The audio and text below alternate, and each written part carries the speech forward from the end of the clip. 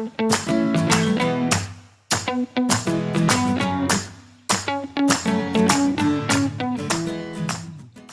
welcome to Investigate with Kate. My name is Kate, and this is writer and educator Elizabeth Foos. In my opinion, Okay, yes. the 80s is the best decade for music. You are not wrong. How would you describe your job using an 80s song title? Okay, well, as already evidenced in my introduction, I have two jobs. Yes?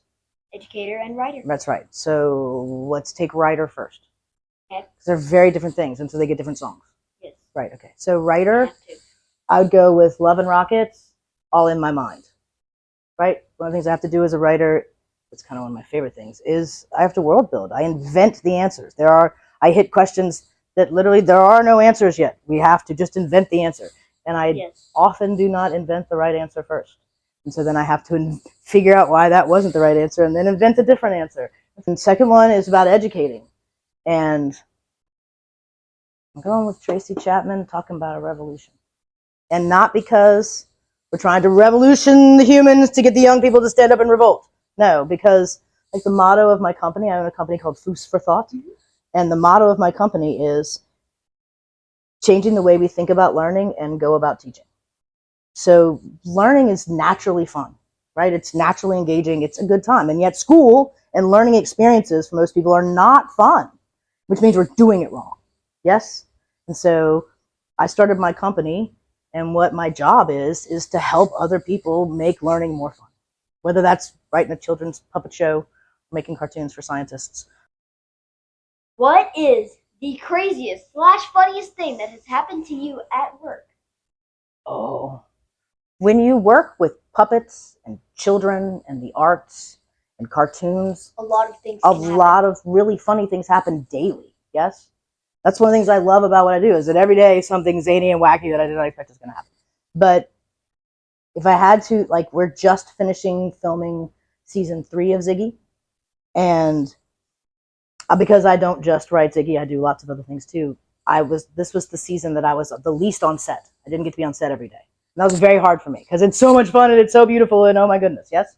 And so Clay, the creator of Ziggy and the director of Ziggy, would send me pictures and little videos every day at the end of the shoot so I could see things that happened, right? And one day I get this video of Ziggy on a go-kart. The puppeteer Chase, who puppeteers Ziggy, is also in the go-kart. And the go-kart is being pushed, and Ziggy is going, ah! I did not write every moment of Ziggy in a go-kart. So when I see Clay, I say, hey, Ziggy ended up in a go-kart. That's Ziggy on a pogo stick. And I didn't write a scene where Ziggy uses a pogo stick to go from the stage to the sculpture garden on a pogo stick. So how do you film a puppet moving on a pogo stick outside?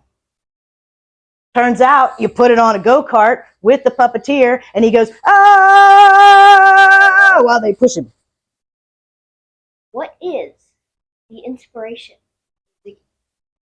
So Ziggy is not my invention. Ziggy's not my creation. I was invited on to come play in the Ziggy World, but the Ziggy World was already created when I came. So Ziggy came out of the mind of a man named Clay Ashe, who is from Baton Rouge. In fact, he had this idea for Ziggy, that he'd been making things and playing around with the idea of Ziggy and making different videos with Ziggy for years. And then he and LPB started talking, and Louisiana Public Broadcasting said, that sounds like a really interesting show. How about if we make it not just about music and maybe not for grown-ups, make it for kids? So it's maybe about all the arts and it's for all the kids and it's like learning and kids and the arts. And that's when Clay said, cool, but I have to call my friend Foos. And that's how I got called, because arts and kids. So Ziggy's a 9-year-old alien who on his planet, the Voyager, which is a spacecraft that we, the United States, launched back in the 70s and another one in the 80s. And on it, we did something we called it the Golden Record. And we included some rock and roll, right? We included some songs by like Beethoven. We also included some sounds like bird calls and thunder and stuff. This show imagines that Voyager crashed on Ziggy's planet.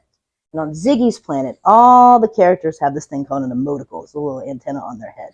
that allows them to feel what each other are feeling. And so on their planet, they don't have any art because they never need to make art, because art is us trying to show each other what's happening, right? And so they didn't ever need to make art. And so they don't have art on their planet. But Ziggy was born and his emotical doesn't work right, kind of like children who are born on the spectrum here on Earth, right? And so he can't tap into everybody's feelings. And so he feels very alone and sad because he's not sharing into the collective feelings, and he can't communicate what he's feeling and all this. And then the Voyager crashes on his planet and they play the music. And for the first time ever, his emotical lights up and he can feel what the music is saying. And he's like, and it's rock and roll. And he's like, this is amazing. And of course, one of the things we put in the Voyager is a map of where Earth is in the solar system. And so because it's an advanced planet, he builds a rocket in his backyard. And because his parents recognize that he is different and he doesn't belong on this planet in that way, and he's never going to find his thing, but here's a planet that he could, they pack him snacks and they kiss him on the head, and off he goes to Earth, and that begins Ziggy's art adventure. What is the intended audience? So we go round about this, yes? So Ziggy is designed for upper elementary. Ziggy is, even though it's a puppet show, so most people want to make it for like pre-K and kindergarten. This is designed for 3rd through 5th graders, right? Well, we're trying to appeal to 6th graders also, and most 2nd graders will think it's funny. And we watched it with kindergartners and 1st graders. We do focus groups, so we know that they laugh and they think it's funny. But the jokes and the humor and the stories are designed for people exactly your age. What is your favorite episode of Ziggy? Right now, my favorite episode is episode 9 of season 2, which is on Engage. We did the 8 Studio Habits of Mind, but Engage, and it's about puppeteering. And Ziggy, who is a puppet, learns about puppetry and makes a puppet Ziggy. I know. And so it's like puppet inside of a puppet inside of a puppet. It is very meta. And the guest artist, who is a puppeteer and puppet maker named Frog. Frog is one of the puppeteers on Ziggy, who does the puppeteer for the British puppet Nick. Yes?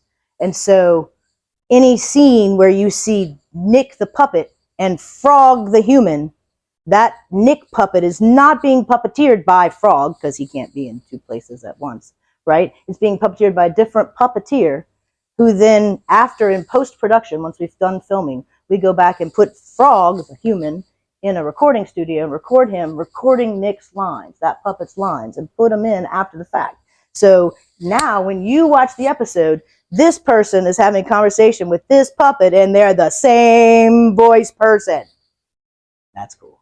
And there's a puppet Ziggy. And so Ziggy is having a conversation with puppet Ziggy while Frog is having a conversation with Frog's puppet Nick. It's very meta. What is coming and what is new for Ziggy? Okay, so Ziggy Season 3 will be released in October, so stay tuned. Watch Seasons 1 and 2 on YouTube now, and then come back. Ziggy's Arts Adventure for Season 3 in October 2024. Woo! And this year, in Season 3, you'll be able to see, we've begun to go national. So we partnered with Tennessee and South Carolina this year, and they sent artists to us, and they stayed in a hotel, and we picked them up, and we fed them good Louisiana food, and brought them to the set, and we filmed them. And so each episode of Ziggy for all 3 seasons has a guest artist, right? And they tell us about their art. We've also had the other states send us footage. If you watch Ziggy, there'll be things that are called bumpers. Bumpers, yes? And those are little 30-second clips of different things, like on Sesame Street when they take you to like the grocery store, they take you to the museum. Yeah. So we have bumpers that show you a kid artist, that feature a really talented kid artist, or will introduce you to a famous artist at work while they're in their studio and you can see what an artist studio looks like. Or they'll do a famous work of art and we'll talk about it. Or we'll go to an arts venue, like take you to a play or take you to a symphony.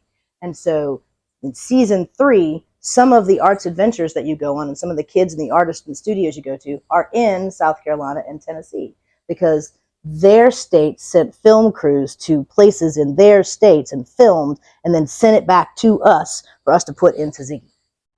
And this is the model we'll use to play with the whole country. And so this is now, as Ziggy goes national, artists will come from California and from Vermont and from New Mexico to be on our show. And then those states will also go to their theaters and their museums and send us footage so that it becomes a national show, but it always stays filmed in a junkyard in Baton Rouge.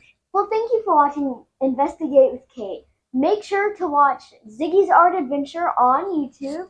Do you have any Instagrams? Oh yeah, Ziggy's Arts Adventure, and you can also Foos for Thought Instagram for sure. Yes. And by all means, watch the other Investigate with Kate shows too. Thank you so much for being here in my fabulous house and for asking me all these really cool questions. Yes. This was fun.